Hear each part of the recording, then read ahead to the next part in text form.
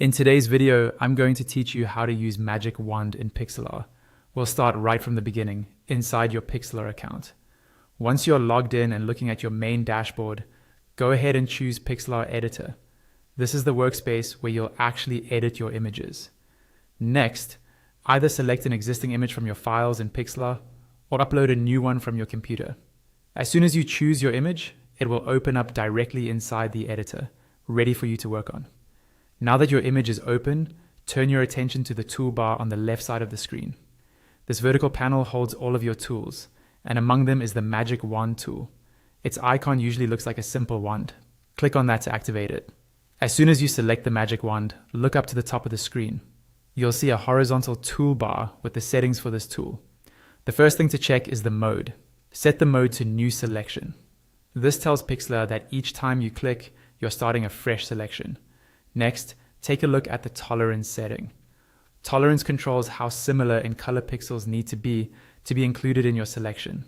A low tolerance means the tool only selects colors very close to where you clicked.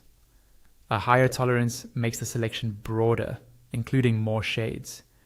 If your selection feels too small, try increasing the tolerance. If it's selecting too much, lower it. You'll also see a feather option. Feathering softens the edges of your selection so they blend more smoothly with the rest of the image.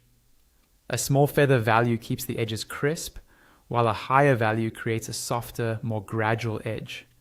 Below that, you can enable or disable anti-alias, contiguous, and sample all layers. Anti-alias helps smooth jagged edges. Contiguous, when turned on, selects only connected areas of similar color. If you turn it off, the wand will select that color across the entire image. Sample all layers lets the wand look at everything that's visible, not just the active layer. Once your settings are dialed in, click on the area of your image you want to select. You'll see a dotted, moving outline appear, often called marching ants.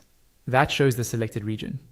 If you need to add more areas to your selection, hold the Shift key while you click on additional spots. To remove parts of the selection, switch the mode on the top toolbar to remove from selection, or hold the Control key while clicking. With your selection active, you can now decide what to do with it. If you press the Delete key, Pixlr will remove the selected area, which is a quick way to delete a background. If you prefer a non-destructive method, you can add a mask to the layer instead. Masking hides the selected area without permanently erasing it, so you can refine or restore it later. Another option is to copy and paste the selection onto a new layer or document. This is great for isolating a subject, like cutting out a person or an object from the rest of the image. And that's it.